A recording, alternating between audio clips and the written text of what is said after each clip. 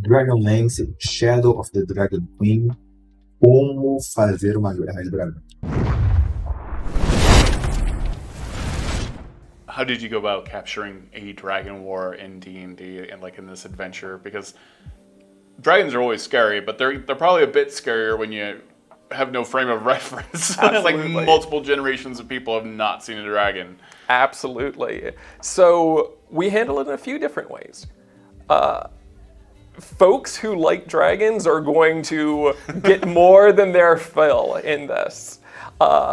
You're going to experience the threat of dragons, but then also face them as not just, you know, the chromatic dragons that we would expect from the dragon army forces, specifically the red dragon army, which is one of the major threats of this adventure. But you'll be seeing dragons as Draconians. You'll be seeing Dragonelles, which are these almost more wyvern-like. Maneiro, tem várias. É bom. O negócio é dragão, né? Temática principal dessa aventura.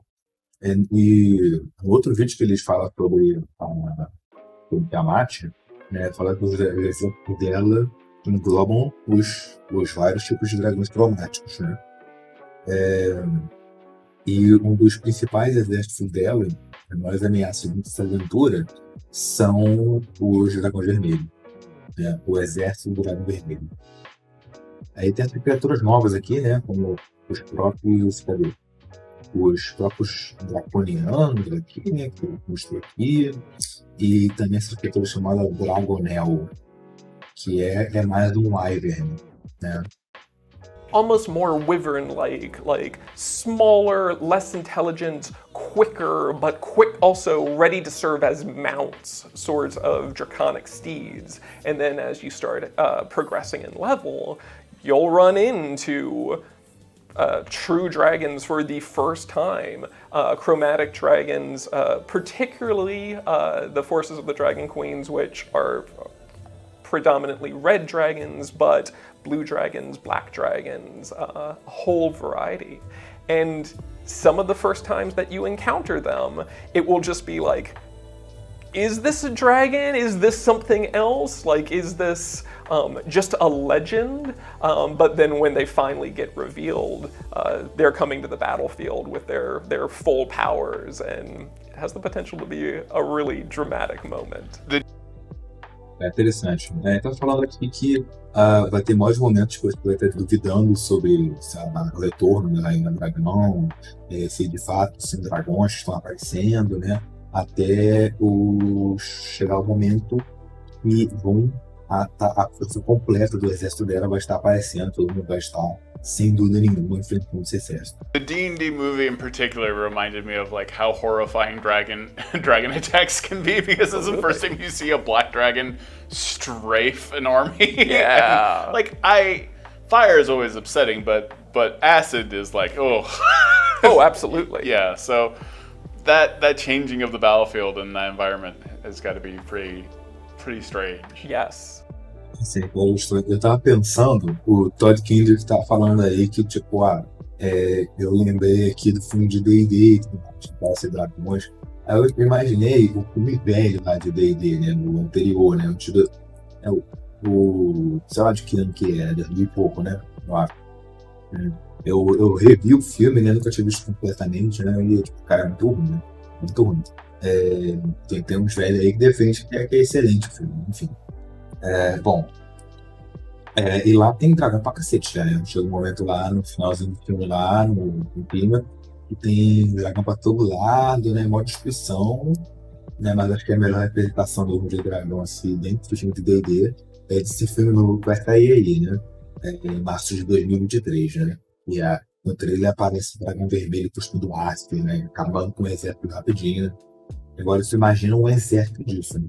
And it's the sort of thing where there's a few different ways that we'll see that. Like, in part, you'll face dragons, Dragonelles, Draconians, just on the battlefield, as you would in any other D&D adventure. But really capturing that experience of, you're in a battlefield. It's not just you. There's hundreds of other people in conflict, is really something that we wanted to capture in this. And that's even something that we're doing in a couple of different ways. In the course of the adventure, you'll find these battlefield encounters where they're sort of meant to be, you know, like instances in like the Lord of the Rings films where, yes, there are hundreds of people like clashing around you, but the camera zooms in and there we see Eowyn fighting the Witch King and everything else is sort of the background in this one fight and this one... Nada, eu imaginava, tava certo. Não tem como, né? Não tem como você jogar os personagens ali dentro da guerra e eles, tipo, eles lutando do começo até o fim, né? Vai ter momentos aí de destaque, onde os personagens vão estar no meio do conflito ali, fazendo algum trabalho importante, enfrentando alguém, realizando algum feito. Moment is really the big focus. These battlefield encounters really try to recreate that while also throwing in a lot of the unpredictability of these conflicts. So you'll have instances where you'll be fighting the, like, you know, the main climactic foe of whatever the part of the adventure is, but then maybe like horses without their riders stampede or rampage through, or like a volley of stray arrows fly into the fray. These other... Interessante. Eu imagino que deve ser eventos aleatórios dentro do conflito da guerra. Você vai estar lutando lá, né? Aí provavelmente deve ter uma tabela de eventos aleatórios, né?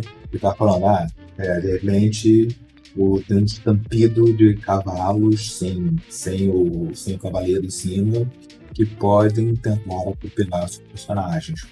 De repente, vocês são pegos, né, numa chuva de flechas que foram lançadas pelo exército inimigo, né?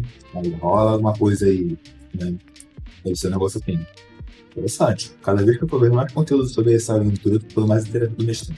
They're chaotic elements. Oh, that's interesting. So you could be like in the middle of an adventure, and like you as a dungeon master, do you like roll on a random encounter of like those elements just strafing your party? So in these exatamente o que eu falei. Particular encounters, and they're usually reserved for big events. While there are these massive conflicts going on, there's a whole table where at the end of the initiative order, you see how the battlefield affects what's to come. It's terrifying. I love it. Particularly early on, things get very mundane. Oh, maybe, you know, a new critter gets added, or like there's a stray shot. But toward the end of the adventure, when there's dragons strafing, or there's like other more magical effects, things get a little wild. So this is like really core to the entire adventure, is that like those random instances, like you said, like a stray shot, but then it just like escalates more and more. Yeah, they're really meant to be set piece encounters where, in the cases where there is a massive battle that's going on and the players are involved in it, then we wanted to do something that really made it feel like the backdrop isn't a forest or a dungeon, it's war. Perfect. And there is also a kind of battle experience game that you can use with this adventure as well. Yes. So you can like jump into that. Absolutely. And try to capture that big, large battlefield experience as well. Como é que é o negócio? Vou distrair pouquinho. As well. So war. Perfect. And there is also a kind of battle experience game that you can use with this adventure as well. Yes. So you can like jump into that. Absolutely. And try to capture that big, large battlefield experience. Em outro jogo, como é que é? As well. So the partner project to Dragonlance Shadow of the Dragon Queen is Dragonlance Warriors of Krynn. And Warriors of Krynn is a standalone strategy board game. And Tem board game de estratégia chamado Shadow of the Dragon Queen, Warriors of Krynn. Vai ser o nome, né? Que é o mesmo cenário e tudo mais, e acho que isso não influencia em nada no RPG. You can pick up Warriors of Krynn, you can play the campaign in that, you can have a great experience all on its own, But if you also have Shadow of the Dragon Queen, the two projects speak to each other. Shadow of the Dragon Queen also doesn't require Warriors of Krynn, but if you have it, you'll see opportunities in the course of the adventure where the DM has the option to, all right, we are at this point, there is this battle that is going to happen. DM, if you so choose, you can do X, Y, and Z, or you can go over to Warriors of Krynn and you can play scenario X, and that scenario is what is happening in this particular battle. Bom, interessante. Vão ter batalhas ali dentro da guerra. E, assim, tem esses dois jogos. Tem o RPG, né, o Shadow of the Dragon Queen, e tem o board game, né? Eu não sei se é digital ou é só físico mesmo, ou tem os dois, né? De qualquer maneira, os dois conseguem funcionar independentemente. Dentro do RPG, vão ter momentos no livro que o mestre ele pode fazer uma cena que tem dentro do jogo, em vez da cena que tem aqui no livro. Como é que funciona isso? And in the case of that, players will have the opportunity to play that scenario. There's even rules in that game for articulating your own characters from Dungeons & Dragons into the game. And they'll have this experience that is both a battlefield experience, but also a very Dungeons and Dragons strategy game, where it's not just about moving around units and fighting against foes, it's doing things around the fringes of the battlefield that change the course of battle. And depending on the results of how your scenario goes over in Warriors of Krynn, you can then bring all of that back to Shadow of the Dragon Queen and have the results of that battle affect how your campaign progresses. E dá pra fazer as duas coisas também.